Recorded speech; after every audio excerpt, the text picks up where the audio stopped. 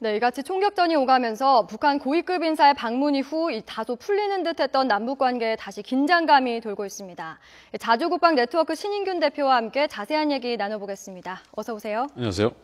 네, 우선 이 총격전은 북한군이 군사 분계선을 넘어서면서 그 움직임이 포착되면서 시작된 거 아니겠습니까? 네. 우리 군이 그 움직임을 포착하고 경고 사격을 한 것인데요. 그 정확한 지점은 어디라고 보면 될까요? 이 특정 부대라고 볼 수 있을까요? 그렇죠. 이제 파주라고 발표를 했지 않습니까? 파주에는 우리 군 부대가 2개 사단이 있습니다. 바로 이제 육군 1사단 그리고 25사단이 있는데 그 중에서 1사단 전진 부대가 이 지금 총격전을 벌였고요. 그 1사단 전방에는 북한군은 이제 6사단, 64사단 이런 사단들이 배치가 돼 있는데 북한군 부대까지는 알 수가 없지만 아무튼 이제 우리 1사단이 이렇게 좀 의연하게 좀 대치를 한 것으로 봐서 우리 병사들이 뭐 아주 어떤 그 정신무장은 좀 잘 되어 있다라고 보고 다만 이제 이 총격전에서 굉장히 우리가 우려할 만한 상황은 북한이 우리에게 지금 조준 사격을 했다는 겁니다.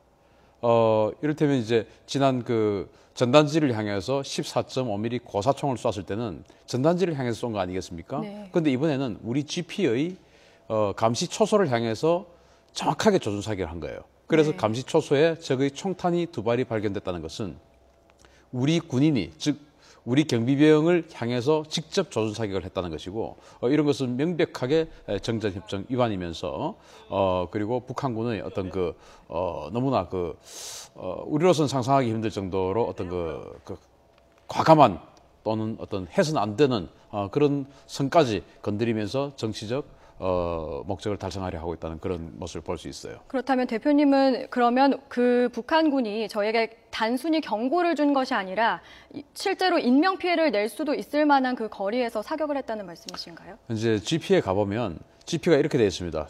군사 분계선이 있죠. 지금 MDL이라고 이야기하는데 그게 이제 네. 군사 분계선, 즉 휴전선이에요. 그런데 그 휴전선에 가면 휴전선이 없습니다. 네. 이를테면 한 300m 전방에 그 말뚝이 하나 박혀 있고요. 또 한 300m, 400m 정도 가면 또 말뚝이 하나 박혀 있고 그 말뚝과 말뚝 사이를 연결하는 어떤 임의의 지점이 휴전선이에요. 옛날에는 뭐 선이 있었겠지만 지금 다 60년, 70년 지나면서 없어져 버렸죠. 그래서 그 선을 기점으로 해서 양쪽 2km를 각각 비무장지대로 하고 있는데 사실은 양쪽 다 북한도 그렇고 북한이 오니까 우리도 그렇고 해서 점점 다가가서 지금 철책이 아주 좁혀져 있는 상황입니다. 그 속에 우리 GP가 있고 북한군도 GP가 있습니다. 그 GP 간의 거리는 짧은 데는 한 800m 그리고 긴 데는 뭐 한 1km, 1.5km 이런데 그럼 북한군 GP나 북한군 군인들이 우리 GP의 감시 초소를 향해서 총을 쐈다는 것은 결국 소총이나 특히 기관총 같은 경우는 유효 사거리가 됩니다. 유효 사거리라는 것은 사람이 맞으면 죽는다는 것입니다. 네. 즉 유효 사거리 내에 있는 우리 감시 초소에 총을 쐈다는 것은 정확하게 우리 초병을 겨냥을 했다라고 하는 것이죠. 다만 우리 초병이 맞지 않은 것이죠.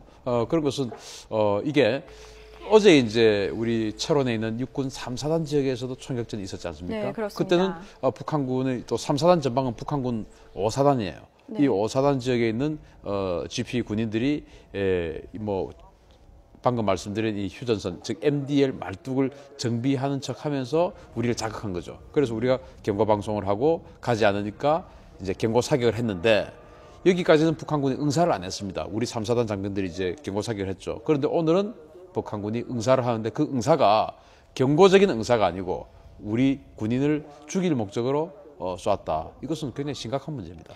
네, 그렇다면 이 북한군이 쏜 것으로 보이는 피탄이 2발 발견되지 않았습니까? 네. 그렇다면 이 어제와 달리 지금 도발 수위를 점점 높여가고 있는 상황인데요. 네. 왜 그렇다고 보십니까, 지금? 지금 이제 우리가 남북 고위급 접촉 그리고 고위급 회담을 제의해놓고 있지 않습니까? 10월 30일. 네. 근데 10월 30일 날 제의를 해놓고 지금 오늘도 우리 대통령께서 뭐 여러 가지 어떤 이런 군사적인 문제에도 불구하고 고위급 회담은 열릴 것으로 본다라는 그런 희망적인 또는 긍정적인 이야기를 하셨어요. 그게 이제 북한 입장에서는 지금 남한의 정부와 국민들이 고위급 회담에 대한 기대감이 굉장히 높고 그것을 열망하고 있구나라고 지금 생각을 하는 것이죠. 그래서 지금 이제 고위급 회담을 그러면 북한 입장에서는 열어주는 조건으로 니들이 우리에게 뭔가를 좀 해줘. 그런데 지금 우리 정부가 하는 걸 보니까 안 해줄 것 같거든요. 그러니까 이렇게 긴장 수위를 계속 높여서 자 이렇게 되면은 우리는 고위급 접촉 못한다라고 지금 또 북한은 계속 그런 식의 도발적인 언사를 하고 있지 않습니까? 그게 뭐냐? 계속 군사적인 긴장 수위를 높여서 우리 국민들이 여론을 움직이는 것이죠. 여론을 가지고 정부를 압박해서 긴장 수위 좀 낮추고 우리가 북한이 좀 하자는 거 좀 들어주자. 그 하자는 게 뭐냐? 바로 전단지를 못 날리게 하는 겁니다. 전단지 25일 날 또 우리 일부 시민단체가 또 날린다고 하지 않습니까? 네. 전단지 못 날리게 하는데 그럼 북한이 또 왜 이걸 두려워하느냐? 28일 날 유엔에서 유엔 총회에서 김정은에 대한 국제사법재판소 제소에 대한 의결을 합니다. 그때 네. 아마 우리 한국의 유엔 대사가 뭔가 그 사안에 대해서 이야기를 해야 되는데 너희들이 거기에 대해서 부드럽게 넘어가. 그리고 전단지 못 날리게 해. 왜냐하면 28일 날 이 유엔에서 김정은을 사법재판소에 제소를 하게 되면 물론 북한은 사법재판소 회원국이 아니에요. 그렇죠. 그렇지만은 그 이미지, 그 의미 하나만으로도 전단지에다가 그것을 담아서 전단지를 북한 국민들에게 날려주면 북한 국민들이 우리를 위해서 다리를 쩔뚝거리면서도 지금 주택 단지를 이렇게 민생을 돌보고 다니는데 이게 아니었구나. 네. 우리를 이렇게 압박하고 오죽하면 국제사회가 이 사람은 인권 문제로 지금 체포명령을 내릴 것인가 하는 이런 어떤 이미지가 북한에게 파고들면 굉장히 치명적이죠. 그런 것을 지금 10월 30일에 우리가 예정해 놓고 있는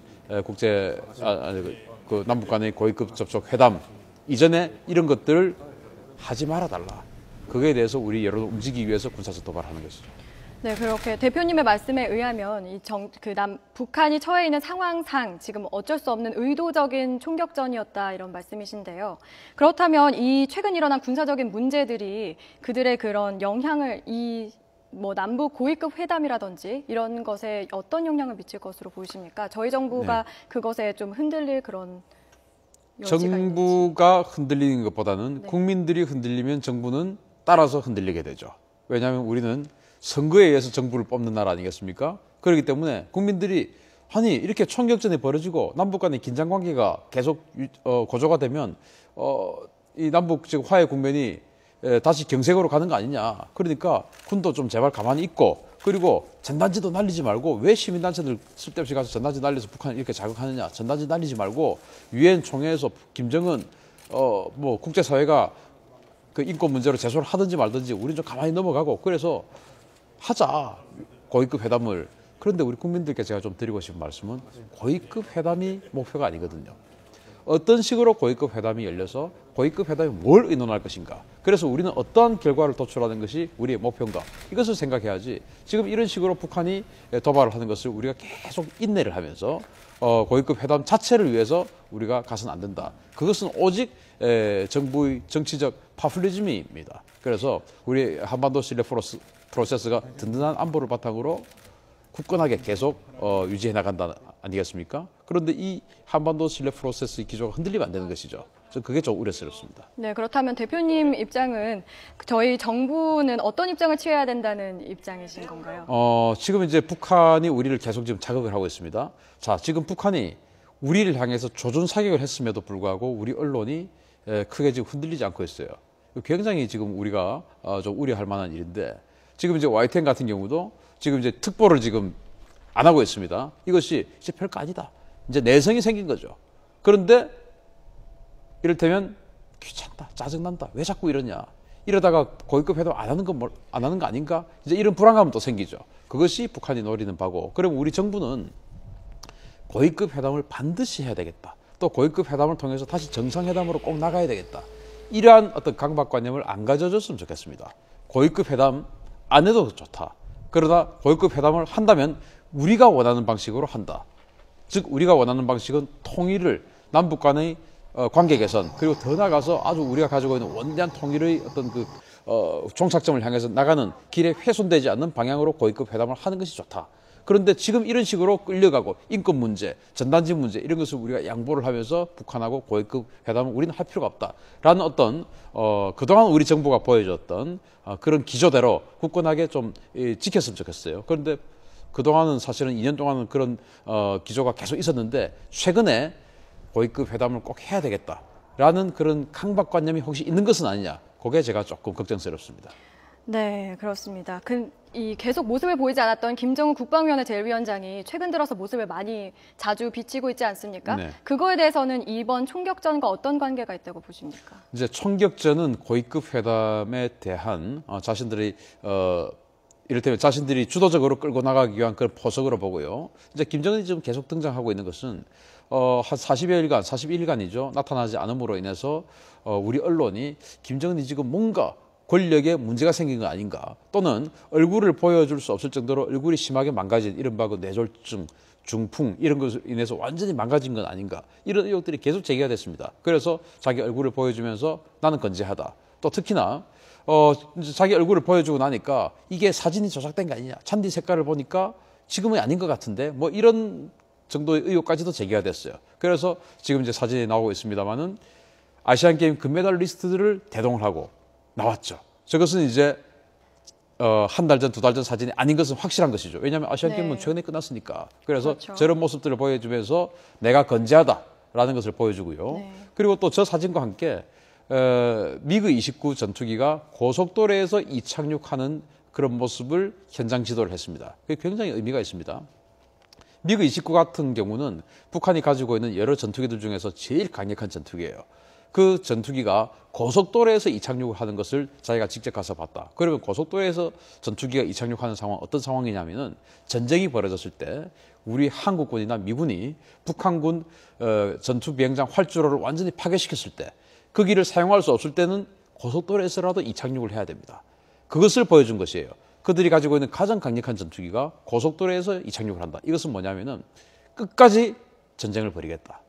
어떠한 상황에서도 우리는 항복하지 않고 끝까지 하겠다라는 그런 어떤 군사적 의지를 보여주는 것이 극단이다. 이렇게 생각하고, 지금 이제 김정은이 재등장해서 위성 그 과학자 주택단지 그 길 갔지 않습니까? 그게 탄도미사일과 관련된 것이고, 지금도 이제 고속도로에서 이착륙 훈련을 공군을 통해서 하는 것은 결국 공군, 탄도미사일, 공군은 이제 항공, 반항공 사령부라고 합니다. 우리는 이제 그냥 공군인데 거기는 항공과 반항공, 즉 미사일 디펜스, 미사일 방어하는 것까지 모든 것을 통괄하는 것이에요. 즉 모든 것이 이 항공 분야에 집중을 해서 이렇게 하는 것을 보여준다는 것은 결국 김정은의 군사 전략이 미사일, 핵 이런 데 집중을 하고, 그리고 그것을 우리가 타격하러 올 때 만약에 한국과 미국의 어떤 폭격기가 핵시설을 타격하러 오면은 자기들은 가만히 있지 않겠다.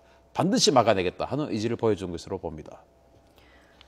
네, 그렇습니다. 인천 아시안게임 폐막식 날 갑작스럽게 북한 측 고위 인사들이 내려오지 않았습니까? 그리고 또 고위급 접촉에 합의하는 등 좀 뭔가 잘 풀린다 싶었는데 갑자기 긴장 상태로 다시 돌아섰습니다. 어떻게 봐야 될까요? 이제는 우리 국민들께서도 지금 현재 이런 상황의 북한하고 크게 얻을 것은 없다라는 것을 사실 제대로 좀 인지를 하셨으면 좋겠어요. 그래서 지금 우리가 고위급 회담을 통해서 얻을 수 있는 카드는 뭐냐면은 이산가족 상봉의 조속한 상봉, 그리고 금강산 관광 재개, 이게 이제 뭐 우리가 얻을 수 있는 큰 카드 중에 하나인데, 이게 과연 북한이 지금 우리 아군 초소를 향해서 조준 사격을 하는 것, 그리고 김정은 정권이 지금 무너지기 일보 직전일 것 같은 이런 상황에서 그들의 생명을 연장하는 링거를 놔주는 그런 상황과 이것을 바꿀 필요가 있을까 하는 것에 대해서, 물론 이산가족으로 계셔서 아주 오늘이라도 내일이라도 당장 헤어진 가족을 뵙고 싶은 분들에게는 정말 안타까운 말씀이지만, 우리 국가, 민족, 국민 전체로 봤을 때 과연 그러한 것 때문에 이 모든 것들을 우리가 희생하면서까지 북한에게 숙이고 들어가야 하는 것인가를 우리 국민들이 냉철하게 판단하고, 그 국민들의 판단이 또 우리 정부도 제대로 읽어서 좀 의연하게 이런 상황을 대처를 했으면 좋겠습니다. 그래서 지금 앵커께서 질문하시는 것처럼 뭔가 잘 될 것 같다가 지금 이렇게 되니까 이제는 고위급 접촉 안 되는 거 아닙니까? 이런 불안감 안 가지는 것이 오히려 이런 도발도 없어지고, 그것도 안 가지는 것이 결국은 고위급 회담을 우리 판으로, 우리가 원하는 쪽으로 끌고 가서 결국 열리게 만드는 그런 것이다라고 생각합니다.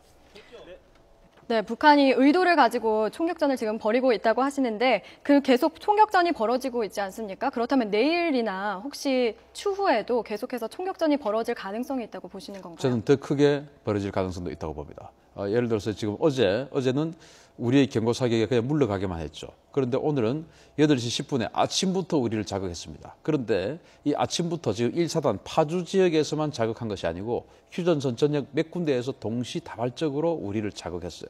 그게 그 자극의 마지막 어떤 그 임계가 발화가 지금 이 파주에서 터진 것일 뿐입니다. 아마도 내일 아침에도 또 역시 휴전선 전역에서 계속 도발을 해올 것이고 그것이 총격전이 벌어지고 지금은 쌍방간에 기관총만 쐈지만은 앞으로는 포탄이 왔다 갔다 할 수 있는 그런 상황도 발생할 것이다. 즉 우리가 고위급 회담에 대해서 전단지 그리고 유엔 총회에서의 김정은의 인권 문제 이런 것에 대한 전향적인 태도를 보이지 않으면 우리 국민들을 더 끌게 만들기 위해서 더 큰 도발을 할 가능성이 상존하고 있습니다. 네, 그렇다면 앞으로의 전망을 어떻게 봐야 할까요? 저희가 군도 대비 태세이기도 하지만 앞으로 또 어떻게 대비를 해야 될까요? 우리는 이제 기존에 설정해 놓은 그런 우리 군의 매뉴얼대로 움직이면 된다고 봅니다. 자, 지금 이제 북한군이 우리에게 위협적으로 넘어오기 때문에 오지 마라라고 경고 방송을 하죠. 그럼에도 불구하고 또 넘어오면 경고 사격을 하죠. 경고 사격했는데도 안 가면 그때는 조준 사격, 바다에서는 격파 사격을 하죠. 지금 그렇게 해왔습니다. 지난주부터 해군도 그렇게 해왔고 육군도 그렇게 오고 있습니다. 그것에 대해서 우리 정부가 지금 월말에 고위급 회담 하는데 왜 군인들이 안 참고 대응 사격을 하냐 이렇게 나가면 우리 휴전선은 무너진다고 봅니다. 북한이 원하는 대로 다 가는 것이고 MDL, NLL 다 북한에게 넘겨주는 것이다 생각해서 우리 정부는 결코 군이 이렇게 전방에서 우리 국가를 지키기 위해서 우리 병사들이잖아요. 다 우리 아이들이에요. 이런 아이들이 우리 병사들이 저렇게 용감하게 북한군을 향해서 총을 쏘는 것에 대해서 뒤에서 지휘관을 문책한다든지 왜 그랬냐. 기존에 이때까지는 그랬습니다. 전투를 벌인 지휘관이 진급을 못했어요. 잘했음에도 불구하고. 그거는 뭐냐. 왜 정상회담 하려는데 당신네들이 함부로 나서가지고 총 쏘냐. 지금 우리 정부가 또 지난 여러 정부들처럼 그렇게 해온다면 우리 군인들이 설 자리가 없고 군인들이 설 자리가 없으면 우리 땅, 우리 바다는 북한 거가 됩니다. 그래서 우리 정부는 의연하게 이 군인들이 하는 것을 교전 수칙대로 하는 것을 인정해 줘야 됩니다. 우리 국민들도 인정해 줘야 됩니다. 그렇게 한다면 결국은 북한이 우리에게 오히려 도발을 못하게 되는 것이고 나중에는 고위급 회담도 열립니다. 그리고 우리식으로 열리게 됩니다. 그런 걸 우리 국민들이 좀 기억해 주셨으면 좋겠습니다. 네, 오늘 남북 총격전에 대해서 자세한 내용 얘기 나눠봤는데요. 네, 오늘 말씀 감사합니다.